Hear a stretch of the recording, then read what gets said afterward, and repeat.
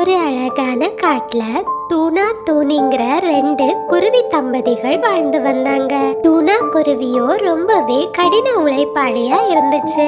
அது தினமும் காட்டுல சுத்தி திரிஞ்சு உணவுகளை எடுக்கும். அதே சமயத்துல தூனா குருவியோட மனைவி தூணியோ ரொம்பவே சோம்பேறியா இருந்துச்சு. தூணி குருவி எப்பவுமே அதனோட வீட்டுல இருந்து ஓய்வெடுத்துக்கிட்டு இருக்கும். தூனா குருவி கொண்டு வர உணவை தூணி ஒண்ணு கூட மிச்சம் வைக்காம எல்லாத்தையுமே சாப்பிட்றோம். தனக்கு எப்ப பசி ஏற்பட்டாலும் தூணி குருவி தூணாவை உணவெடுத்து வருமாறு வெளியில அனுப்பும். ஆனா ரெண்டு குருவிகளும் ஒருத்தரை ஒருத்தர் ரொம்பவே நேசிச்சாங்க. தூணா குருவியோ தன் மனைவிக்காக எவ்வளவு தூரம் வேண்டுமானாலும் போய் உணவை சேமிக்கும்.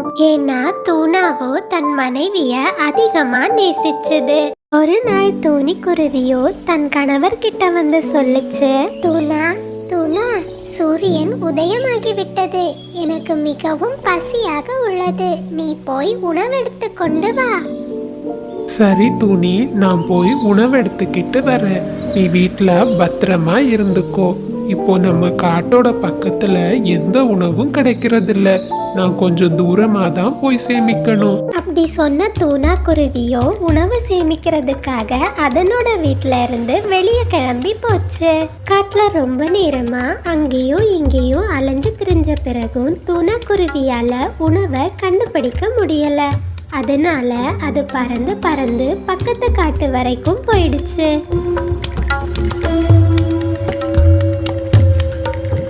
பக்கத்து காட்டுலயோ ஒரு அழகான மாமரத்தை தூணா குருவி பார்த்துச்சு. அது தனக்குள்ள ரொம்பவே சந்தோஷப்பட்டுக்கிச்சு. அந்த மாமரத்திலேயோ ஒரு மோசமான காகம் கூடு கட்டி இருந்துச்சு. காகமோ தன்னோட வீட்டுல ரொம்பவே அயர்ந்து தூங்கிக்கிட்டு இருந்துச்சு. இந்த மரங்கள் முழுவதும் எவ்வளவு பழங்கள் இருக்கிறது. இதை தூணி பார்த்தாள் என்றால் ரொம்பவே ஆனந்தப்படுவாள். அவளுக்காக மிகுந்த பழுத்த பழம் ஒன்றை நான் கொண்டு செல்கிறேன். தூணா குருவியும் அந்த மாமரத்திலிருந்து ஒரு மாம்பழத்தை பறிச்சு கீழே போட்டுச்சு. மாம்பழமோ ஒரு கல்லுல விழுந்து அதிக சப்தத்தை ஏற்படுத்துச்சு. மாம்பழம் விழுந்த சத்தத்தை கேட்டு காலுக்காகமோ தூக்கத்துல இருந்து எழும்புச்சு. ஹே பறவையே, யார் நீ? உனக்கு என்ன தைரியம்? என் மரத்திலிருந்தே நீ மாம்பழங்களை பறிக்கிறாயா?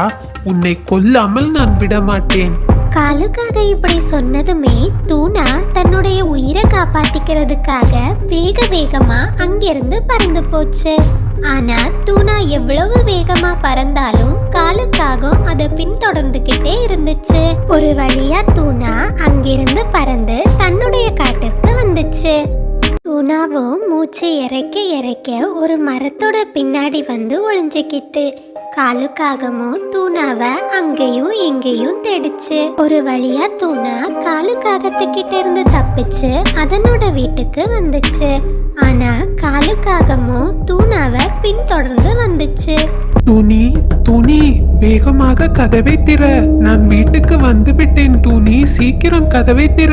தூணா இப்படி கத்துனதுமே தூணி குருவி வேகமா கதவை திறந்துச்சு. ரெண்டு பறவைகளும் ரொம்பவே வேகமா அவங்களோட வீட்டுக்குள்ள போயிட்டாங்க. தூணா, எதற்காக இப்படி மூச்சு இறைக்க இறைக்க ஓடி வருகிறீர்? எனக்கான உணவு எங்கே?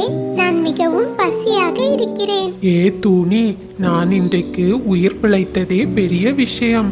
ஒரு மோசமான காகம் என்னை கொல்ல துரத்தியது.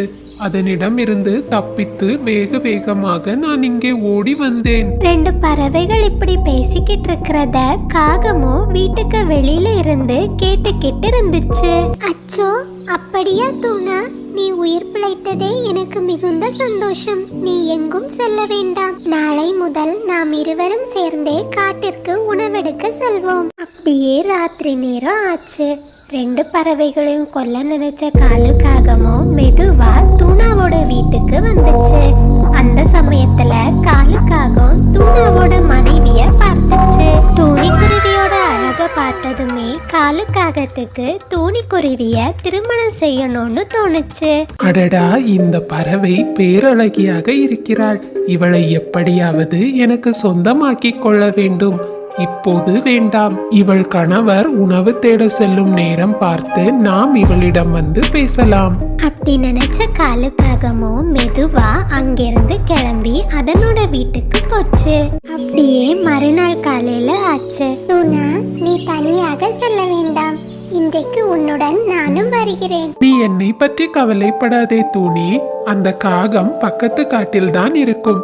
நான் நம்முடைய காட்டை விட்டு வெளியே எங்கும் செல்ல மாட்டேன். அப்படி சொன்ன டூனாவோ துணிய வீட்லயே விட்டுக்கிட்டு உணவு தேடுறதுக்காக வெளியே கிளம்பி போச்சு. டூனா வெளியில போகிறதுக்காக காத்திருந்த காலுக்காகமோ மெதுவா அதனோட வீட்டுக்கு வந்துச்சு. வீட்டுக்குள்ள வந்த காலுக்காகமோ மெதுவா தூணி பறவை பக்கத்துல போச்சு. தூணி, நீ எவ்வளவு அழகாக இருக்கிறாய் தெரியுமா? நான் உன்னை திருமணம் செய்ய விரும்புகிறேன். நீ என்னோடு வா. எனக்கு சொந்தமாக பெரிய மாம்பழம் மரம் உள்ளது. அதன் சுவை மிகவும் இனிப்பாக இருக்கும். நீ தினமும் அந்த மரத்திலிருந்து சாப்பிடலாம். மோசமான காக்கையே, நீதானே என் கணவரை கொலை செய்ய முயற்சித்தது. உன்னுடன் நான் வருவேன் என எதிர்பார்த்தாயா? இங்கிருந்து ஓடிவிடு. என் காட்டின் மகாராஜாவிடம் சொல்லி உன்னை கொன்று விடுவேன். நான் மோசமானவன் என தெரிந்தும் என்னிடம் இவ்வளவு தைரியமாக பேசுகிறாயா?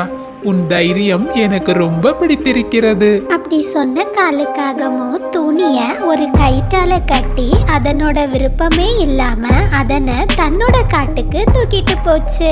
தன்னோட காட்டுல ஒரு பழமையான கட்டிடத்துக்கு பக்கத்துல தூணிக்குருவிய கொண்டு போச்சு. அந்த வீட்டுல இருந்த மரக்கட்டையோட சேர்த்து காலுக்காகவும் தூணிக்குருவிய கட்டி போட்டுச்சு. டூனா குருவிக்கோ அன்னைக்கு நிறைய உணவு கிடைச்சது. அது அந்த உணவை எல்லாத்தையுமே எடுத்துக்கிட்டு ரொம்பவே சந்தோஷமா அதனோட வீட்டுக்கு வந்துச்சு. தூணி இந்த உணவுகள் அனைத்தையும் பார்த்தால் மிகவும் சந்தோஷப்படுவாள். 2 நாட்களுக்கு இனிமே உணவே தேவையில்லை. அப்படி நினைச்சுக்கிட்டே வீட்டுக்கு வந்த டூனா குருவியோ ரொம்ப நேரமா தூணிய கூப்பிட்டுச்சு. தூணி கதவை திறக்காததுனால வீட்டுக்குள்ள வந்த டூனாவோ அங்கேயும் இங்கேயும் தூணி பறவைய தேடிச்சு. ஆனா எங்கேயுமே தூணிய காண முடியல. கடைசியா டூனா ஒரு டேபிளோட அடியில காலுக்காகத்தோட இறகு கிடப்பத பார்த்துச்சு. எனக்கு நன்றாக தெரியும், இது அந்த மோசமான காக்கையின் இறகுதான்.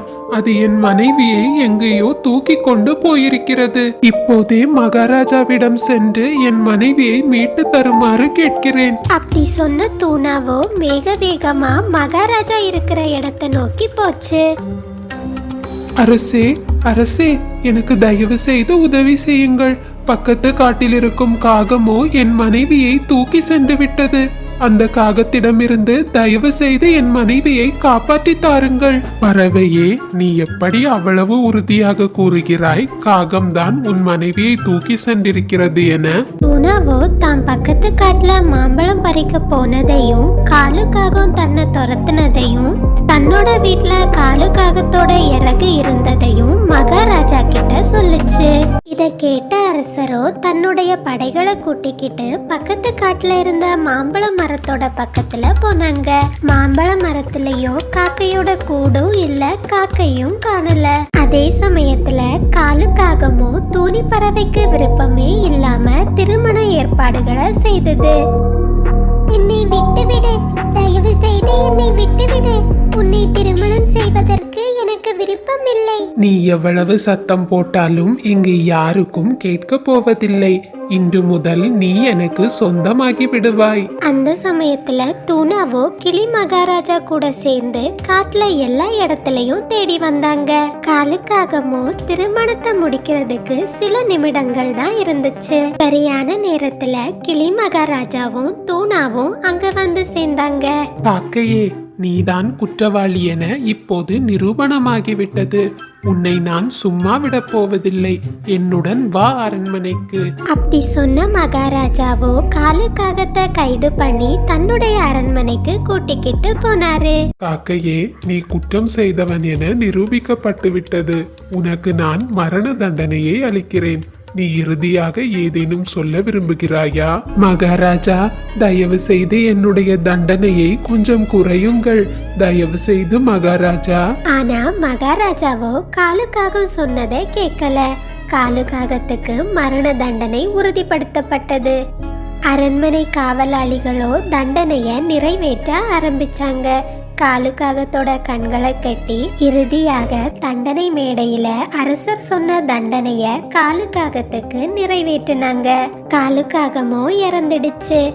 தூணாவும் தூணியும் அரசருக்கு ரொம்பவே நன்றி சொன்னாங்க.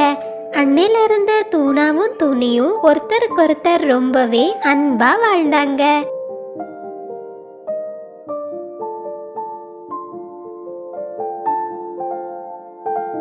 பசங்களா, இந்த கதையிலேருந்து நாம என்ன கத்துக்கிட்டோம்னா, அடுத்தவங்களுக்கு சொந்தமான ஒரு பொருளை ஆசைப்படுறதும் தப்பு, அடைய நினைக்கிறதும் தப்பு.